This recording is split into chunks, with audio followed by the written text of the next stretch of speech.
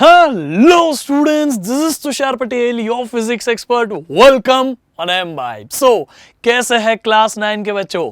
आज के इस क्लास में हम शुरू कर रहे हैं ग्रेविटेशन.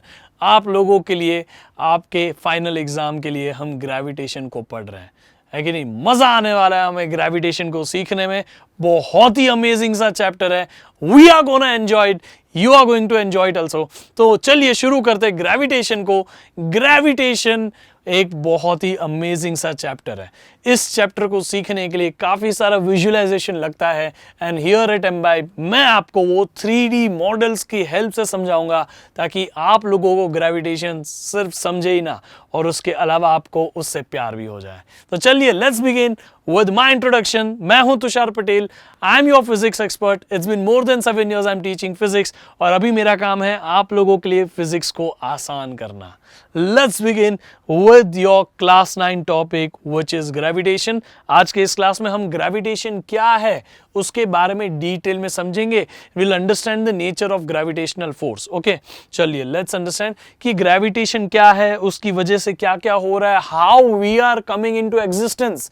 हम किस तरह से इस दुनिया में एग्जिस्टेंस में आए, हर एक चीज का आंसर आपको ग्रेविटी देती है. सो this is one of the most important chapter for your understanding. चलिए लेट्स बिगिन. ये जो ग्रेविटेशन है ना, इसके बारे में डिटेल में मतलब बहुत पहले से बातें चल रही है इसके बारे में. लेकिन जो सबसे डोमिनेंट थियोरी किसी ने दी ग्रेविटी के बारे में वो थी Isaac Newton. Sir Isaac Newton की थियोरी.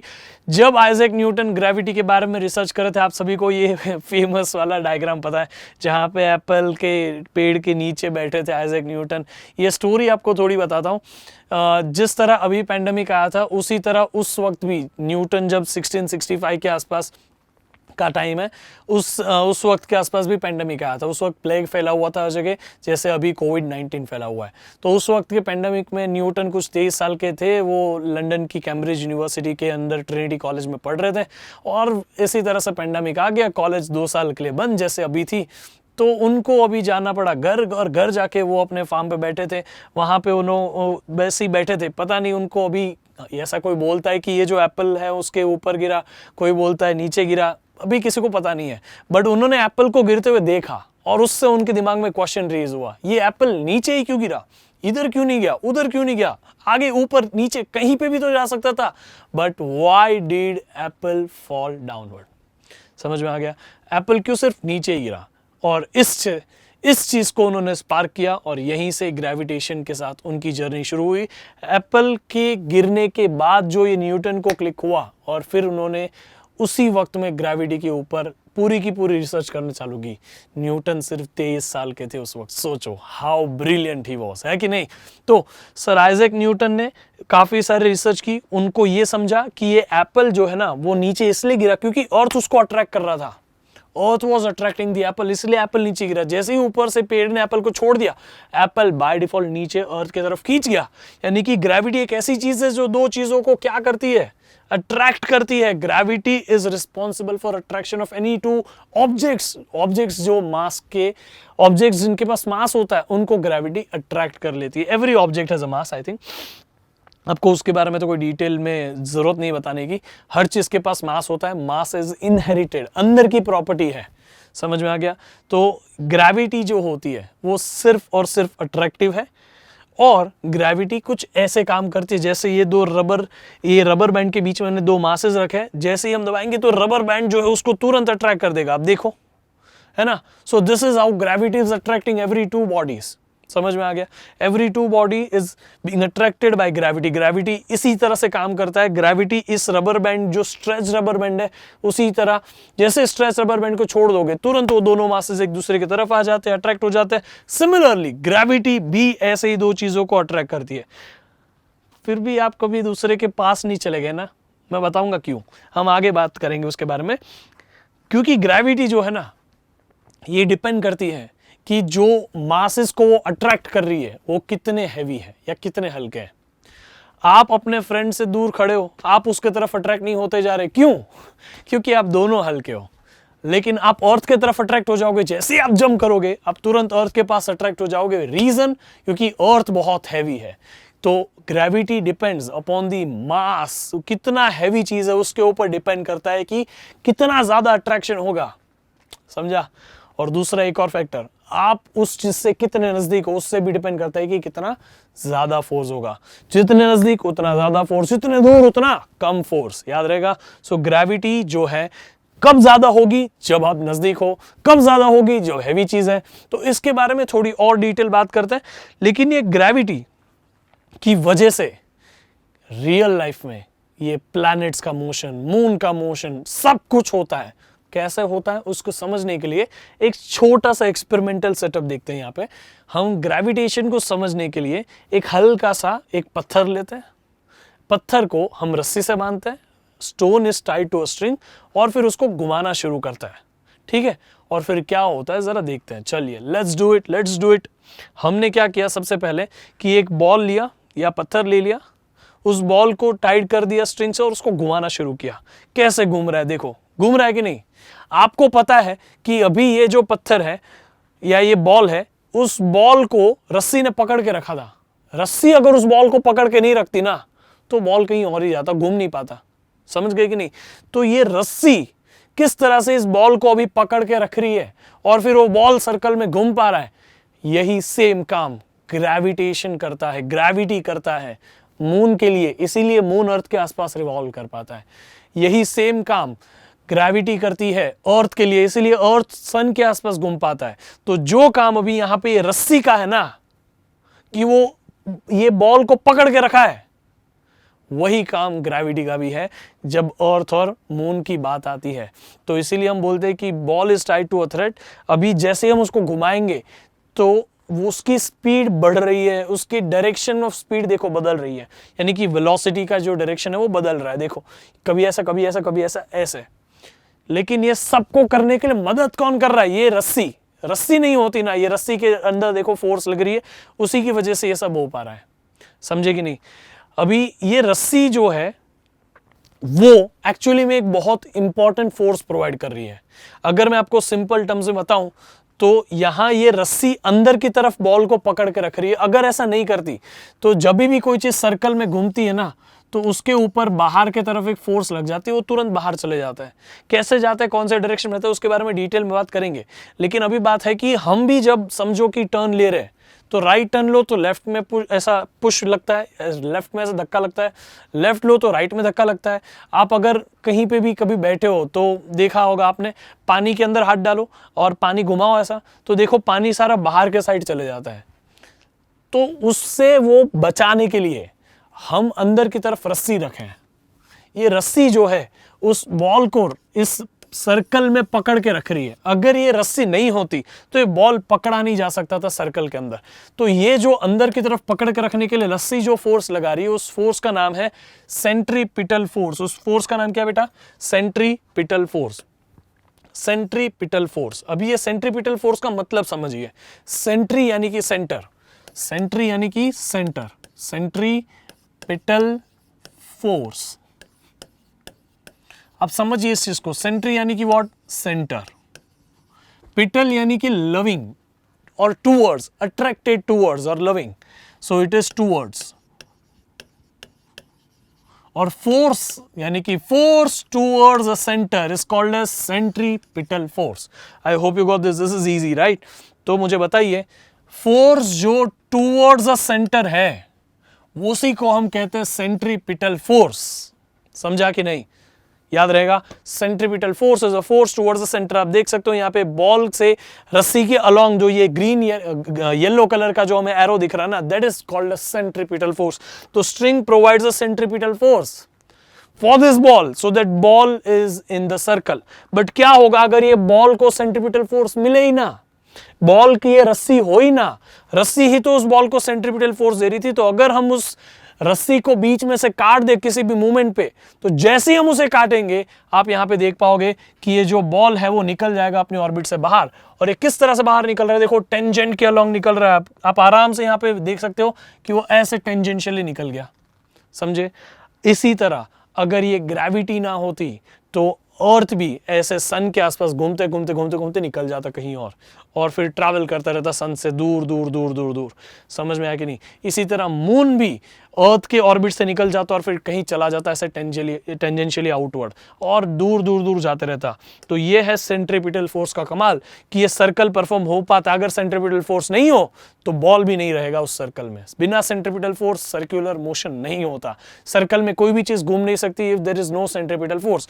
बस फर्क ये है कि अभी तुम्हें ये रस्सी दिख रही है कि जो बॉल को पकड़ कर रखी है। काफी बार ये फोर्स जो होती है ना वो नहीं दिखती। जैसे कि ग्रेविटी के केस में आपको दिखेगा नहीं कि कभी भी मून अर्थ के साथ ये रस्सी से जुड़ा हुआ है, नहीं, फिर भी मून जो है रिवॉल्व कर रहा है क्योंकि वहां पे एक इनविजिबल रस्सी है और वो कौन है? ग्रेविटी है। समझ में आया कि नहीं? सो this is how gravitational force is important. And यहां पे सेंट्रीपिटल फोर्स, सेंटर के तरफ की जो फोर्स है वो हमारे लिए सर्कल में हर एक चीज को पकड़ के रखती है। और अर्थ एंड मून के केस में कौन काम करता है सेंट्रीपिटल फोर्स के जैसा? Yes, gravitational force. इसी तरह सन और अर्थ के केस में कौन काम करता है ग्रेविटेशनल सेंट्रीपिटल फोर्स का? Gravitational force. I hope you got this. What is centripetal force? एक बार वापस हो जाए बेटा। सेंट्रीपिटल फोर्स का मतलब होता है पिटल यानी कि टूवर्ड्स। तो वी कैन सिंपली से a force that is towards a center is called as centripetal force। तो मुझे बताइए इसका आंसर क्या होगा? ये फोर्स कहां होगी? ऐसे होगी? हाँ, ये है, देखो यहां से सेंटर के तरफ, ये है ना centre of the circle. Circle का सेंटर कहां होगा? यहीं कहीं होगा। उसके तरफ जो फोर्स लगती है उसी को बोलते हैं सेंट्रीपिटल फोर्स। समझ गए कि नहीं? Let's submit this. Cool, it is correct answer, it is correct answer, है ना? इजी है बेटा। तो चलिए आगे बढ़ते हैं। तो हमें ये समझ चुका है कि हम रस्सी से अगर बॉल को बांधे और उसको घुमाए तो जो रस्सी काम करती है ना वो एक फोर्स से पकड़ के रखती है उस बॉल को ताकि बॉल सर्कल में घूमता रहे। समझ में आया? और उसी फोर्स को हम बोलते हैं centripetal force. Centripetal force is responsible for the ball to be in the circle. समझ में आ गया? और कभी कभी ये सेंट्रीपिटल फोर्स दिखती है, जैसे अभी रस्सी दिख रही थी, लेकिन कभी कभी ये नहीं भी दिखती है। तो उस केस में भी सेंट्रीपिटल फोर्स होती है। If there is a circular motion there is a centripetal force. If there is a circular motion there is a centripetal force. You just need to remember this much, okay? अभी हम देखते हैं कि जिस तरह से रस्सी ने बॉल को पकड़ के रखा था उस सर्कल में, उसी तरह से ग्रेविटी ने पकड़ के रखा है अर्थ के आसपास मून को, और मून को सर्कल में घुमा रहा है। उसी तरह से अर्थ को पकड़ कर रखा है सन ने। कैसे? वो ग्रेविटी से। समझ में आया कि नहीं? तो let's understand how moon performs a circle, और मून एक ऑर्बिट परफॉर्म करता है अराउंड द अर्थ, किस तरह से परफॉर्म करता है। फिर उसका हम ये भी जानेंगे कि how earth and every planet performing this orbit और performing a revolution around this sun. तो पहले हम मून के बारे में जानते हैं बिकॉज हम अर्थ पे, हमसे सबसे नजदीक कौन है? मून है। तो let's understand about moon. Moon जो है आप सभी को पता है कि हमारे इर्द गिर्द घूमता है, अर्थ के आसपास मून घूमता है कुछ इस तरह से। आप देख सकते हो मून रिवॉल्व्स अराउंड द अर्थ इस तरह से। तो आपको इसके बारे में डिटेल में बात बताता हूं। ये जो आप ऑर्बिट देख रहे हो ना, जो मून जिस ऑर्बिट में घूम रहा है अर्थ के आसपास, ये देखो ये परफेक्टली सर्कल नहीं है। This is not a perfect circle. Can you see this? ये एक परफेक्ट सर्कल नहीं है, ये थोड़ा सा खींचा हुआ सर्कल है। सर्कल को अगर थोड़ा सा खींच दोगे ना, we call it as ellipse, है ना? अभी आपको जरूरत नहीं है एलिप्स क्या है, बट ये परफेक्टली सर्कल नहीं है, ठीक है? तो अभी सवाल ये है कि वो ऐसे घूमता क्यों है? तो घूमने के लिए न्यूटन ने एक सिंपल सा समझाया लॉजिक, है ना? न्यूटन ने क्या समझाया? एक कैनन का एक्सपेरिमेंट करो। न्यूटन ने ऐसा कहा कि हम चले जाएंगे एक बहुत बड़े माउंटेन पे। समझ लो, इमेजिन करो कि अर्थ के ऊपर हमने एक बहुत बड़ा माउंटेन बना दिया और उस माउंटेन के ऊपर हमने एक कैनन रख दी। देखो ये माउंटेन के ऊपर हमने कैनन रख दी। Cannon will fire cannon ball. Cannon को फायर करते रहेगा और यहां से बॉल निकलते रहेंगे। हम उस बॉल को पहले स्लोली फायर करेंगे, फिर थोड़ा और तेजी से, फिर थोड़ा और तेजी से, फिर थोड़ा और तेजी से, देखते रहेंगे कि क्या होता है। चलो लेट्स अंडरस्टैंड दिस। हम ये कैनन बॉल एक्सपेरिमेंट कर रहे हैं जो न्यूटन का इमेजिनरी एक्सपेरिमेंट है, ठीक है? ऐसा कुछ रियल में हुआ नहीं था और हम इतना बड़ा माउंटेन कैसे बना सकते हैं, है ना? सबसे हाईएस्ट पॉसिबल जो माउंटेन है अर्थ पे जो बन सकता है वो कभी 10 किलोमीटर से ज्यादा का नहीं हो सकता, और माउंट एवरेस्ट भी उससे छोटा है। एनी विच वेज, हमें सिर्फ एक इमेजिन करना है, एक बहुत बड़ा माउंटेन, उसके ऊपर ये कैनन इमेजिन करना है, और हम यहाँ से सबसे पहले एक बॉल फायर करेंगे। अगर कम स्पीड से बॉल फायर करें तो बॉल तुरंत ऐसे नीचे गिर जाएगा। फिर और ज़्यादा स्पीड से अगर बॉल फायर करेंगे तो थोड़ा और आगे तक जाएगा, और ज़्यादा स्पीड से बॉल फायर करेंगे तो थोड़ा और आगे तक जाएगा। यानी कि जितनी ज़्यादा स्पीड उतनी बड़ी ऑर्बिट, और मतलब उतना बड़ा रेंज ट्रैवल करेगा। देखो यहाँ पहले यहाँ से यहाँ तक ही गया था, फिर यहाँ से यहाँ तक जा रहा है, अभी यहाँ से यहाँ तक जा रहा है। लेकिन और स्पीड बढ़ाओगे ना तो तुम्हें समझेगा कि ये जो कैनन बॉल है यहाँ से फायर करोगे तो यहाँ तक जाएगा। See this will go till here, यहाँ तक चला गया। हमें समझ में आ रही, ये तो आधा अर्थ ट्रैवल कर चुका। और स्पीड बढ़ाओ, जब हम और स्पीड बढ़ाते हैं तो हमारा जो कैनन बॉल है वो इतनी स्पीड में पूरा अर्थ का सर्कल घूम लेता है। क्यों? क्योंकि उस वक्त में उसकी स्पीड सफिशिएंट है जहां पे अर्थ के साथ में सेंटर के तरफ जाती हुई ग्रेविटेशनल फोर्स उसकी सेंट्रीपिटल फोर्स का काम करे और हमारा जो कैनन बॉल है वो पूरा का पूरा सर्कल में ऑर्बिट घूम ले। समझे कि नहीं समझे? आई hope you got this is easy, right? इस तरह से कैनन बॉल एक्सपेरिमेंट से हमने न्यूटन ने हमें समझाया कि कोई भी चीज अर्थ के आसपास कितनी कैसे घूम सकती है। तो we require a minimum velocity. इस वेलोसिटी का नाम भी एक क्रिटिकल वेलोसिटी बोलते हैं। हम स्पीड बढ़ाते जाए। पहली स्पीड पे वो इधर गिरेगा, दूसरी स्पीड पे वो इधर, और स्पीड बढ़ाओ इधर, और स्पीड बढ़ाओ इधर, और स्पीड बढ़ाओ तो सर्कल घूम जाएगा। जो स्पीड पे वो सर्कल घूमता है अर्थ के आसपास उसे हम बोलते हैं क्रिटिकल वेलोसिटी या क्रिटिकल स्पीड। वो एक क्रिटिकल स्पीड है जितनी मिनिमम चाहिए आपको अर्थ के इर्द गिर्द घूमने के लिए। तो अगर हमारा मून भी उस स्पीड से घूमता हो अर्थ के आसपास तो आराम से सर्कल घूम सकता है। समझे कि नहीं? तो we require that minimum speed to revolve around the earth. I hope you got this. So ये है हमारा cannon ball experiment. Cannon ball experiment ने हमें बहुत इजीली समझा दिया था। अभी ये आपको आज तो बहुत इजीली समझ गया, लेकिन सोचो न्यूटन ने इमेजिन किया था, वो भी कब? 1665 के आसपास, तब जब वो सिर्फ 23-24 साल का था। है ना अमेजिंग? सो कैनन बॉल आराम से सर्कल में घूम लेता है। It requires some minimum velocity, उससे ज्यादा होगी तो आराम से घूम लेगा। समझ में आ गया? सो अगर हमारा मून भी इतनी वेलोसिटी से अगर मूव कर जाए, उतनी स्पीड से अगर मूव कर जाए तो वो भी आराम से अर्थ के इर्द गिर्द सर्कल घूम लेगा। ठीक है? पर मून की जो ऑर्बिट है अर्थ के आसपास वो एग्जैक्ट सर्कल नहीं है जैसी हमने अभी अर्थ के आसपास बनाई थी, वो थोड़ी सी खींची हुई है, उसको हम एलिप्स बोलते हैं। आप देख सकते हो कि ये ऑर्बिट जो है ना, ये देखो, orbit is not exactly circle. तो यहाँ ऑर्बिट जो है अर्थ के आसपास मून की वो एग्जैक्ट सर्कल नहीं है, थोड़ी सी खींची हुई है। समझ में आ गया? तो उसको हम बोलते हैं एलिप्टिकल, एलिप्स शेप बोलते हैं। ठीक है? Then earth is located in one of the foci of the ellipse, जहां पे अर्थ जो है किसी एक फोकाई पे रखा हुआ है। अब मैं आपको समझाता हूँ ये फोकाई का मतलब क्या। बहुत आसान है, खाली ये वर्ड थोड़ा सा हमें ऐसा लगता है कि अरे क्या बढ़ रहा है। चलो यहाँ पे देखो, ये सर्कल है, सर्कल का एक ही सेंटर होता है क्योंकि यही उसका मिड पॉइंट है, सेंट्रल पॉइंट है। अगर मैं इस सर्कल को यहां से और यहां से खींचूं तो ये बन जाएगा एक एलिप्स। तो अभी ये जो पॉइंट है उसके आसपास तो सब सही है, लेकिन ये सेंट्रल पॉइंट अभी दो पार्ट में ऐसे टूट जाएगा, ये और ये। तो इस पॉइंट को हम बोलेंगे फोकस, इस पॉइंट को भी हम बोलेंगे फोकस। ठीक है? तो ये दोनों पॉइंट है जिन्हें हम फोकस बोलते हैं, और दोनों को कंबाइंड बोल देते फोकाई। क्या बोलते? फोकाई। तो अभी हम यहाँ पे उसको फोकाई बोल देते हैं। यानी कि हमारा जो मून है वो इस ऑर्बिट के आसपास ऐसे सर्कल में ऐसे घूमता रहेगा। Not a circle, it is quite elongated circle which is called as an ellipse. और हमारा अर्थ यहाँ कहीं होगा on one of the focus. समझ में आ गया? किसी एक फोकस पे होगा और हमारा मून ऐसे एलिप्स में घूमता रहेगा। So this is what I am trying to tell you कि अर्थ के आसपास मून सर्कल में नहीं घूमता, वो एलिप्स में घूमता है, जहां पे सेंटर पे नहीं है, थोड़ा सा साइड में, यानी कि फोकस पे। वो फोकस दो फोकस फोकाई हो जाता है। समझ में आ गया? बहुत आसान है।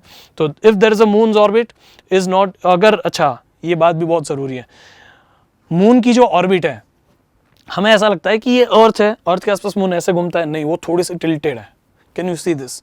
आप यहाँ पे देख सकते हो, थोड़ी सी मून जो है ना टिल्टेड वे में घूम रहा है। Can you see this? See, है ना? See, moon is revolving in quite tilted orbit. तो उस केस की वजह से ही हर महीने आपको सोलार एक्लिप्स और ये लूनार एक्लिप्स ये नहीं देखने मिलते, अदरवाइज हर महीने होता है। ये तो हर महीने हमारे सामने मून आके खड़ा हो जाता, लूनार एक्लिप्स और सोलार एक्लिप्स आके हो जाते हैं। समझा? सामने पीछे, तो दो अलग अलग सिनारियो सोलार एक्लिप्स और लूनार एक्लिप्स के। लेकिन अभी बात यह है कि क्योंकि ये अर्थ के आसपास जो मून की ऑर्बिट है थोड़ी सी टिल्टेड है, सिर्फ 5 डिग्री से टिल्टेड है, इसी रीजन से हर महीने हम ये सोलार और लूनार एक्लिप्स नहीं देख रहे हैं। So that's a good thing, है ना? चलो, नाउ आपको भी पता है कि अभी अर्थ के इर्द गिर्द मून रिवॉल्व करता है एलिप्टिकल ऑर्बिट में। क्यों रिवॉल्व करता है वो भी आपको समझ गया है, because it has that minimum speed जो हमें अर्थ के आसपास घूमने के लिए लगती है।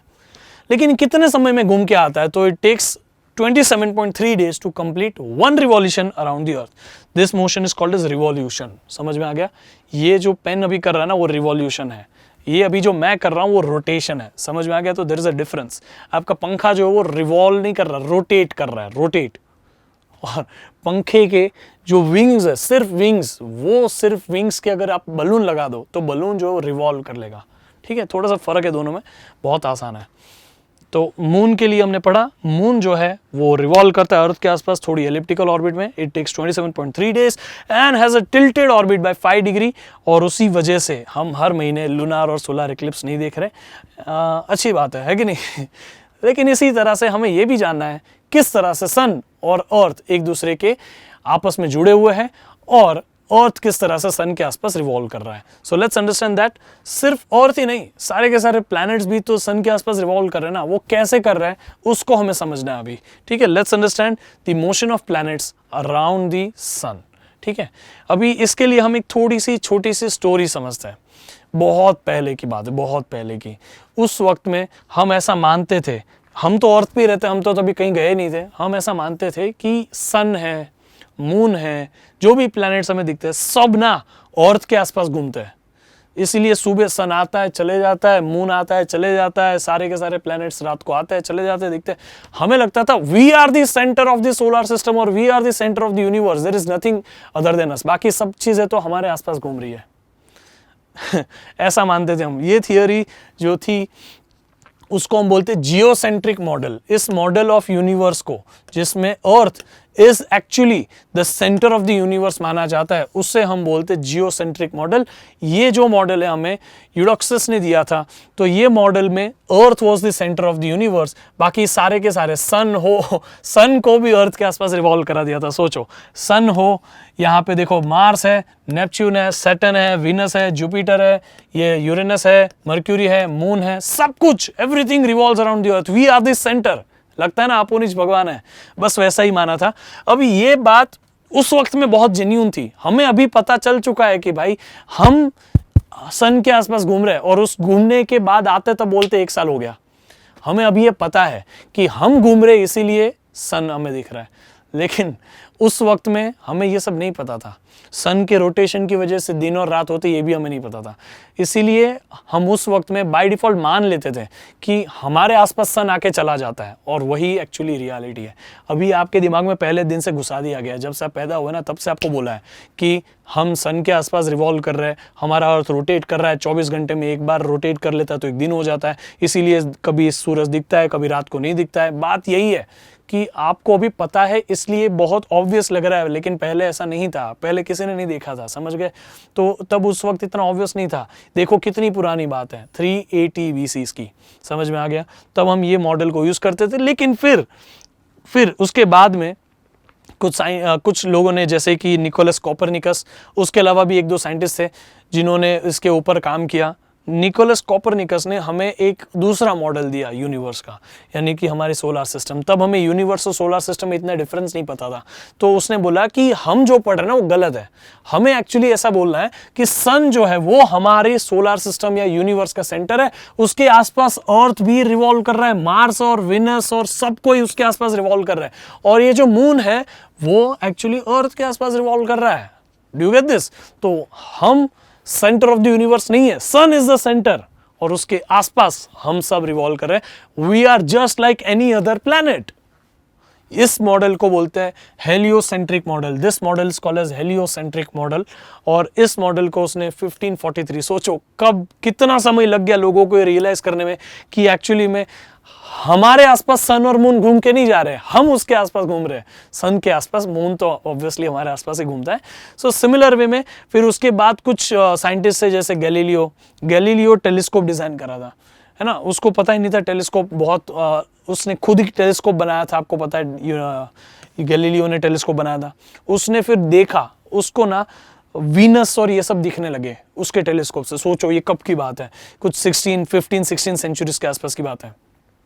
उस वक्त में गैलीलियो ने वीनस देखा, वीनस के आसपास उसके मून देखे, तब उसको रियलाइज हुआ अरे ऐसा तो हमारे अर्थ के पास भी है मून, सिमिलर वे में वीनस के पास भी है। तब उसने इस ऑब्जर्वेशन के बेस्ड इस निकोलस कोपरनिकस की थियरी को अप्रूवल भी दिया, उसने माना भी कि ऐसा ही होता है। और उसके बाद जोनास केपलर, टाइको ब्राहे, ऐसे काफ़ी सारे साइंटिस्ट थे। ये छोटी सी स्टोरी है टाइको ब्राहे की, मैं आपको बताता हूँ। टाइको ब्राहे एक बहुत ही पैसे वाला था, उसने एक आइलैंड खरीदा, उसके ही किंगडम में आइलैंड खरीदा, वहां पे काफी सारे लोगों को रखा, सिर्फ एक ही काम दिया, रोज बरोज आसमान में देखो, जो भी चीज देखते हो उसको नोट करो, ऑब्जर्वेशन लेते रहो, सालों साल उन्होंने ऑब्जर्वेशन लिए। फिर कुछ 1600 के आसपास, 1600 ईयर के आसपास, 1599 और 1600 के आसपास, जोनास केपलर इन्होंने टाइको ब्राहे को ज्वाइन किया कि चलो अभी मैं भी आपको असिस्ट करता हूँ, मैं भी इन सारे रिसर्च में हेल्प करूंगा। पर उसके बाद ऐसा हुआ कि कुछ 1-2 साल में ही टाइको ब्राहे का निधन हो गया, वो तो चले गए। अभी बचा जोनास केपलर। जोनास केपलर ने जो भी ऑब्जर्वेशन थे वो सारे चोरी कर लिए और उसी ऑब्जर्वेशन को दिन रात पढ़ा, 3-4 साल तक उनको ऑब्जर्व किया। वो सारे ऑब्जर्वेशन के ऊपर से उसने कुछ कंक्लूजन निकाले।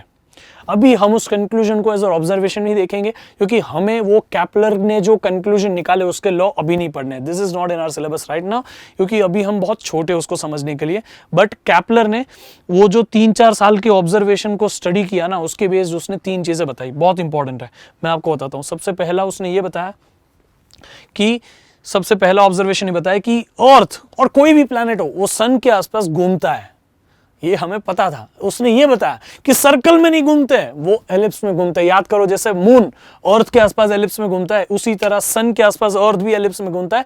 Where sun is situated at one of the foci, you know the foci right. अगर ये सर्कल है तो सर्कल के पास सेंटर होता है, लेकिन अगर ये एलिप्स है तो एलिप्स के पास 2 फोकस होते हैं, सेंटर नहीं होता। समझ में आ गया? तो एक फोकस, 2 फोकस, फोकाई, समझा कि नहीं?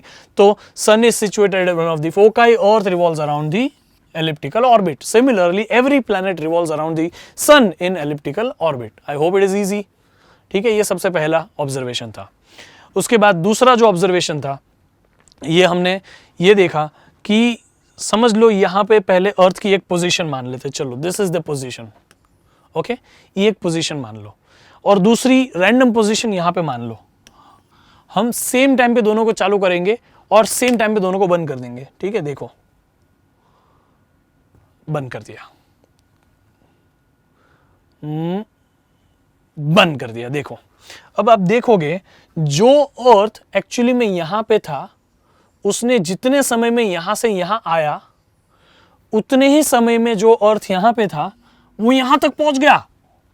यानी कि अर्थ ने यहां से यहां आने में इतना कम ऑर्बिट, कम डिस्टेंस ट्रैवल किया, लेकिन यहां से यहां जाने में इतना ज्यादा डिस्टेंस ट्रैवल कर लिया। ये भी आपको बता दूं कि दोनों सेम टाइम की बात हो रही है। अगर 30 डेज में अर्थ यहां से यहां तक पहुंचा है, इतना ऑर्बिट ट्रैवल किया, तो वही 30 डेज में ये अर्थ यहां से यहां तक पहुंचा है, वही सेम 30 डेज में। तो आप दोनों साथ, दोनों जगह पे सेम टाइम में अलग अलग डिस्टेंस ट्रैवल कर रहे हो। यानी कि यहां हमारा अर्थ स्लो गया था, यहां हमारा अर्थ फास्ट हो गया। कहीं स्लो है तो कहीं फास्ट है। जहां हम सन के पास है वहां हम फास्ट है, जहां हम सन से दूर है वहां हम स्लो है। समझ में आ गया? तो speed of planet in orbit is not same everywhere, it is different, it keeps on changing। यहां हम फास्ट मूव कर रहे हैं, यहां हम स्लो मूव कर रहे हैं। समझा? ये उसने कैसे पता किया, मैं आपको समझाता हूं उसने ये कैसे पता किया। उसने देखा कि अगर मैं एक जगह पे अर्थ की पोजीशन मानूं और फिर एग्जैक्टली 30 दिन बाद वापस अर्थ की पोजीशन देखूं, यहां जब अर्थ सन से दूर है तो यहां से यहां ट्रैवल किया, फिर हम एक ये एरिया बना लेते हैं, इसको बोलते हैं एरिया 1। उसके बाद में हम थोड़े समय बाद जब अर्थ सन से नजदीक हो जाता है, उस केस में अर्थ की एक पोजीशन ली, फिर एग्जैक्टली 30 दिन बाद, यहां पे भी तो हमने 30 डेज का गैप लिया है, तो यहां पे भी 30 डेज का गैप लेके देखते हैं, तब अर्थ यहां से यहां पहुंच गया, यानी कि ये लंबा डिस्टेंस चल के उसका एरिया ले लिया। उसने ये देखा कि सेम टाइम था, लेकिन दोनों बाजू ये एरिया और ये एरिया जो है, एरिया 1 और एरिया 2, ये दोनों इक्वल है। ये दोनों इक्वल कैसे? उसका एक्सप्लेनेशन देने के लिए उसने ऐसा बताया कि यहां अर्थ फास्ट मूव किया, यहां अर्थ स्लो मूव किया, तो कहीं अर्थ फास्ट मूव करता है तो कहीं अर्थ स्लो मूव करता है। अर्थ की स्पीड हर जगह सेम नहीं है, बट वो इस हिसाब से मूव करता है फास्ट और स्लो कि दोनों जगह उसका एरिया जो है area 1 will be equal to area 2। I hope you got this, है ना। तो this was his second observation कि अर्थ या कोई भी प्लैनेट सन के आसपास ऐसे रिवॉल्व करते हैं जिससे उसका एरिया कवर करने का जो स्पीड होता है वो सेम रहता है, भले उसको ऑर्बिट में कहीं फास्ट घूमना पड़े तो कहीं स्लो घूमना पड़े। समझ में आया कि नहीं? सो इस हिसाब से ये सेकेंड ऑब्जर्वेशन था। अभी तीसरा ऑब्जर्वेशन बहुत ऑब्वियस था, लेकिन उसका उसने मैथमेटिकल इक्वेशन भी दिया था। We are not studying mathematical equation because we are very small, हम बहुत छोटे इस चीज को समझने के लिए। अभी हम 11-12 में समझते उसको डिटेल में। थर्ड ऑब्जर्वेशन ये था कि सन से जो प्लैनेट जितना दूर होगा, जैसे कि यू कैन सी अर्थ यहाँ है, जैसे कि वी कैन सिंपली सी, और जो है वो नजदीक है, मार्स जो दूर है। तो जो नजदीक है वो फास्ट घूम लेगा, जल्दी ऑर्बिट कवर कर लेगा, जो दूर है उसको ऑर्बिट कवर करने में टाइम लगेगा, सीधी सी बात है। बट ये इतना भी सिंपल नहीं था, उसके ऑब्जर्वेशन में और डिटेल्स थी। हम अभी बहुत सिंपल तरीके से समझ रहे हैं कि अर्थ नजदीक है तो अर्थ फास्ट घूम लेगा, जल्दी कवर कर लेगा एक बार सर्कल नहीं है, एलिप्स है, यानी कि एक बार ऑर्बिट। और ये मार्स जो है दूर है तो उसको समय लग जाएगा एक बार ऑर्बिट कवर करने में। सिंपल है। अब सोचो प्लूटो तो कितना दूर है, उसको तो हम एक टाइम पे मानते भी नहीं थे कि वो हमारे सोलर सिस्टम का हिस्सा है। कितना दूर है उसको समझो, कितना टाइम लगेगा उतना बड़ा रास्ता ट्रैवल करके वापस आने में। तब तक अर्थ पे तो कई सालों निकल चुके होंगे। Do you understand how it is? तो हमने सिंपल सी बात समझी कि जितना कोई भी प्लैनेट, मार्स जो है वो लॉन्गर टाइम लेता है एक बार रिवॉल्व करके आने के लिए, क्योंकि उसकी स्पीड कम है और उसकी ऑर्बिट जो है वो बड़ी है। समझ में आ गया? तो हमें यहाँ पे देखा कि अर्थ को 365 डेज लगता है, नॉट प्रिसाइज 365 डेज, बट हम अप्रोक्सीमेटली 365 डेज लेते हैं। और उसके सामने मार्स को ऑलमोस्ट लगते हैं 687 डेज, डबल टाइम के आसपास है कुछ, है कि नहीं? तो अर्थ के कंपेयर में मार्स के यहाँ पे एक साल थोड़ा सा बड़ा होता है। समझ गए? थोड़ा सा नहीं, काफी बड़ा होता है, क्योंकि ऑलमोस्ट डबल जितना है वो। सो जितना दूर कोई प्लैनेट होगा उतना ही उसको ऑर्बिट कंप्लीट करने में ज्यादा टाइम लगेगा। सो ये 3 ऑब्जर्वेशन हमने कैपलर के थ्रू लिए। कैपलर ने हमें 3 ऑब्जर्वेशन दिए बेस्ड ऑन उसने जो भी स्टडी किया ना, वो टाइको ब्राहे के पूरे ऑब्जर्वेशंस को उसने काफी सारे लोगों को जो रखा था, पूरे दिन आसमान में देखते रहते थे, ये प्लैनेट दिखा, यहाँ ये स्टार दिखा, वहां वो दिखा, उसके बेस्ड हमें ये 3 ऑब्जर्वेशन दिए। ठीक है? ये सब कब हुआ? टाइको ब्राहे, कैपलर का मैंने आपको बताया कि ये 1600 के आसपास हुआ। उसके बाद 1665 में न्यूटन ने ग्रेविटी को आगे खींचा। समझा? न्यूटन के पहले ये सब हो चुका था।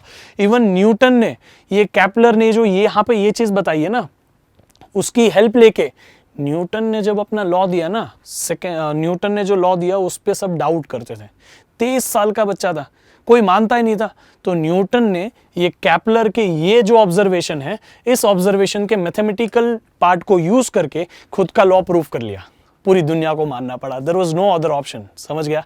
सो Newton was that brilliant. Newton was the very first one जिन्होंने साइंस के अंदर, फिजिक्स के अंदर मैथ्स घुसेड़ दिया और फिजिक्स को आसान बना दिया।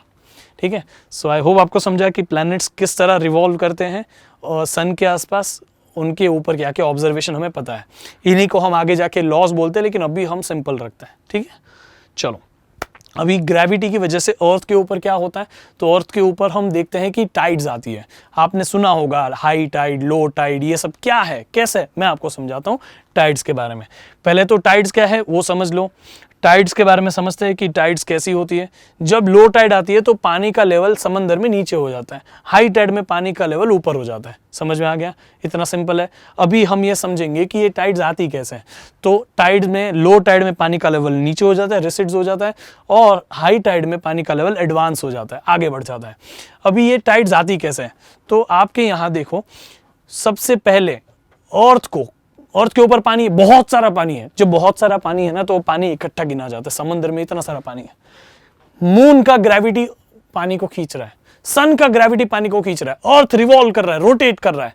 तो rotation of earth, gravitational pull of moon and gravitational pull of sun, ये तीनों रीजन है कि क्यों टाइड आती है, हाई टाइड, लो टाइड क्यों आती है। लेकिन सबसे इंपॉर्टेंट रीजन जो है ना, वो ये है कि मून का अर्थ के पानी को खींचना, उसी वजह से टाइड मेजरली आती है। समझ में आ गया? सो मून का पानी को खींचने का जो रीजन है, उसी वजह से हमें टाइड्स देखने मिलती है। अब मैं आपको बहुत डिफिकल्ट होता है ये टाइड्स का कंसेप्ट समझाना, लेकिन हमारे पास क्योंकि ये 3D मॉडल्स है, बहुत इजीली हम समझ लेंगे कि टाइड्स आती कैसे है। तो अभी हमें इसको समझना है।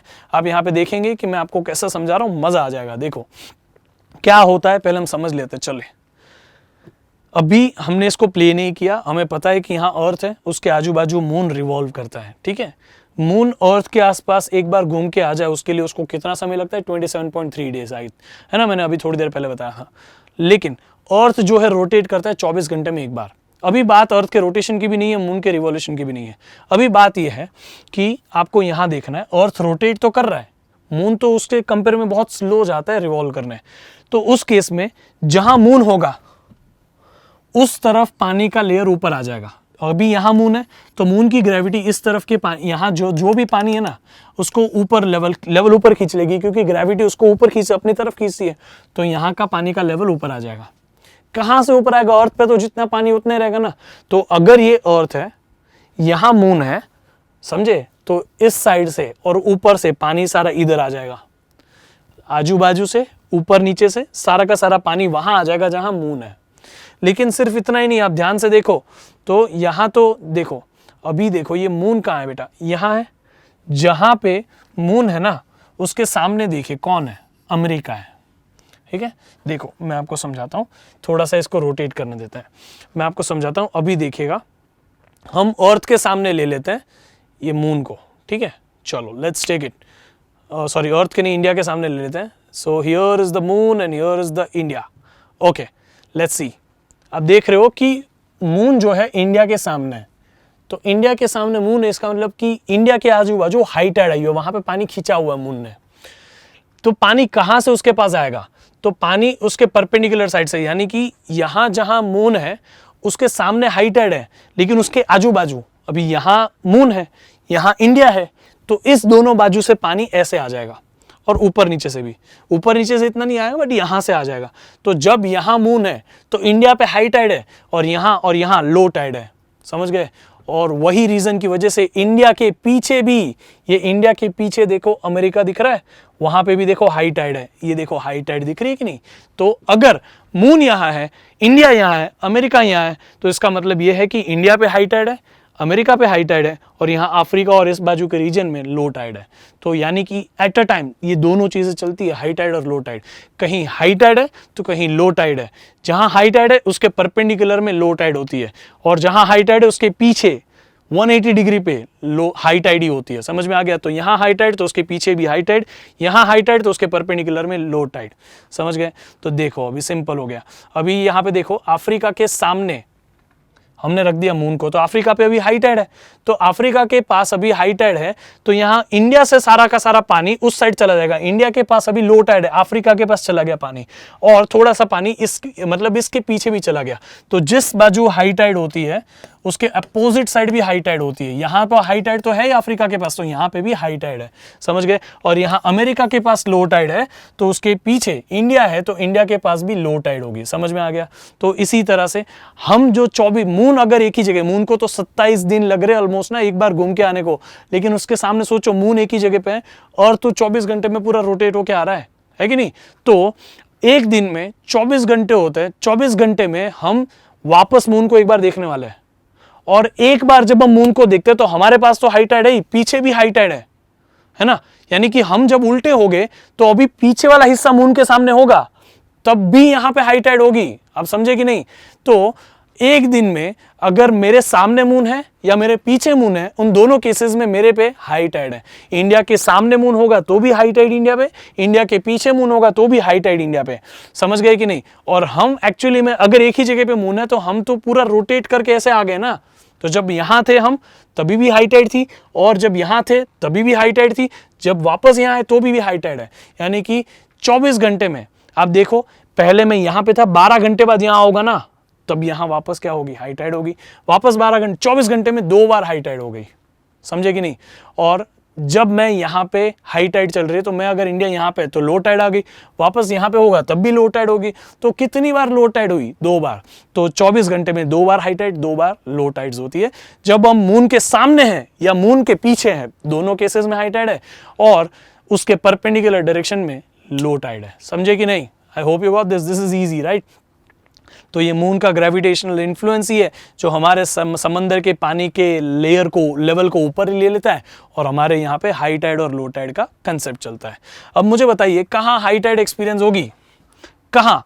जहां मून उसके सामने हाई टाइड, उसके पीछे हाई टाइड। यहां पे तो पोजीशन दी नहीं है तो यहां रख दिया। चलो लेट्स सी इट आउट।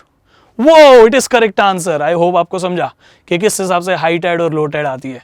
जहां मून उसके सामने हाई टाइड, उसके पीछे लो टाइड। आप देखो यहां देखो, मून तो यहां है तो इस बाजू देखो लो टाइड है, समझे कि नहीं? तो मून जहां है उसके सामने हाई टाइड, उसके पीछे हाई टाइड, उसके दोनों परपेंडिकुलर साइड लो टाइड। और वहां पे इस तो पानी आता है हाई टाइड के लिए, समझे कि नहीं? किस हिसाब से ग्रेविटी हमारे लाइफ के लिए जरूरी है, किस हिसाब से ग्रेविटी मून को अर्थ से बांध के रखती है, किस हिसाब से ग्रेविटी की वजह से अर्थ पे हाई टाइड लो टाइड आती है और उसी वजह से काफ़ी सारी जो मरीन लाइफ से वो रह पाती है। उसके अलावा ये ना लाइफ, मरीन लाइफ जिंदा नहीं रहती, ठीक है, इवोल्यूशन नहीं होता उनका। इसी वजह से अर्थ सन के आसपास घूम रहा है, उसी वजह से सारे प्लैनेट्स सन के आसपास घूम रहे हैं। ग्रेविटी ही है जिसकी वजह से हमारी सोलर सिस्टम बनी, जिसकी वजह से हमारा यूनिवर्स बना और जिसकी वजह से हम भी बने, समझे कि नहीं? सो आई होप कि आपको समझा कि किस हिसाब से ग्रेविटेशन इंपॉर्टेंट है हमारी लाइफ में। इसीलिए ग्रेविटेशन को डिटेल में समझना हमारा फर्ज बनता है। समझ में आ गया? तो मैं आपको समझाऊंगा ग्रेविटेशन इन नेक्स्ट क्लास। तब तक के लिए हमारे एम्बाइब ऐप को डाउनलोड करिए। वहां पे आपको हर एक टॉपिक के डिटेल वीडियो मिलेंगे, जहां पे आपको बिग बुक्स भी मिलेगी, जहां पे सारी जो भी बुक्स आप मार्केट में खरीदते हो ना, सब एक ही बुक में डाली हमने और आपका काम आसान कर देगी, ठीक है? सो आई होप कि आप सभी को समझा ये लेक्चर। इस वीडियो को लाइक जरूर करें, इस चैनल को सब्सक्राइब करें और प्लीज हर एक चीज को अच्छे से नोट करें। Till then keep imbibing. Keep imbibing. We believe in you.